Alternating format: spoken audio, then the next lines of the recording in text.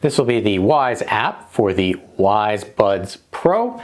Keep in mind, you will need to have your Wyze Buds already paired to your device via Bluetooth in order to access this menu system. If you don't have them attached via Bluetooth, you won't actually be able to edit any of the settings. So once you do that, you simply select the buds. They go through their connecting phase, even though they're already connected to your device, and then you're brought to your main splash screen here. Right now you can see they are in active noise cancellation mode by default. Swiping to the right, the Wyze Buds are just on. Swiping to the right, best for quiet or windy places. And then transparency mode, meaning you can hear the outside. So active noise cancellation on, active noise cancellation off, and then transparency mode so you can hear what's going on. And you've got your dots down here that let you know where you're progressing. I wish they did a little better job kind of relaying what that actual information is. At the top, you have left, right, and case battery distinctions for each. Clicking on them does absolutely nothing, so you don't have to worry about this page except for swiping left and right between the active noise cancellations. Notice there's no battery percentage on this screen, just an image to let you know how much is there. But if we come up to the sprocket icon or the cog icon, we can name our Wyze Buds simply by selecting that and changing the name. Here you actually get a percent readout for each individual earbud as well as the case.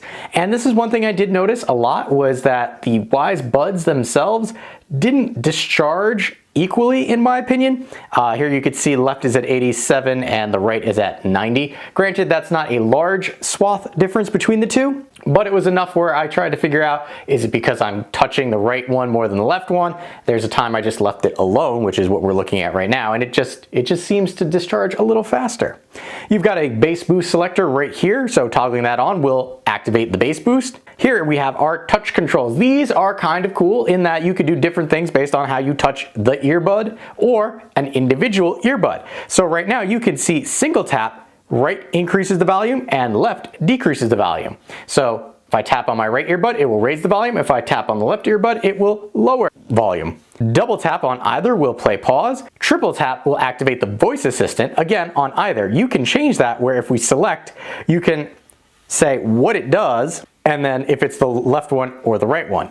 So down here we have our control options. So a single tap right now, I have it set for do nothing.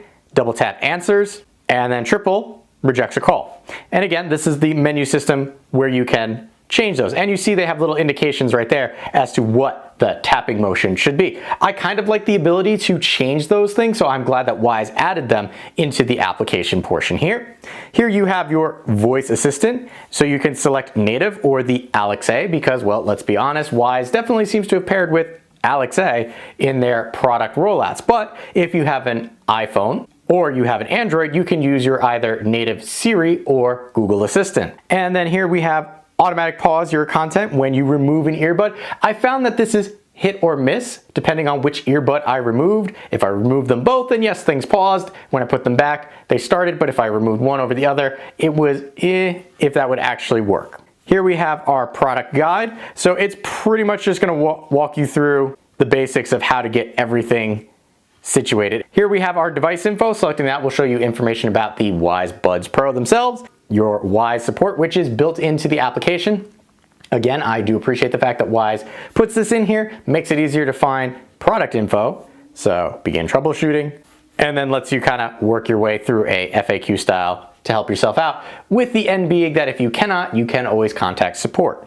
And that is everything that you can do with the Wyze Buds Pro. Notice that there is a thing missing with the Wyze headphones, and that was any sort of EQ controls. You have bass boost and that's it. Everything else is just, this is what you get. The application itself is a little sparse in what you could do to manipulate the Wyze Buds themselves, but if you're using active noise canceling earbuds like that, chances are you're doing it more for working out or something of that nature. But this has been the look at the application for the Wyze Buds Pro.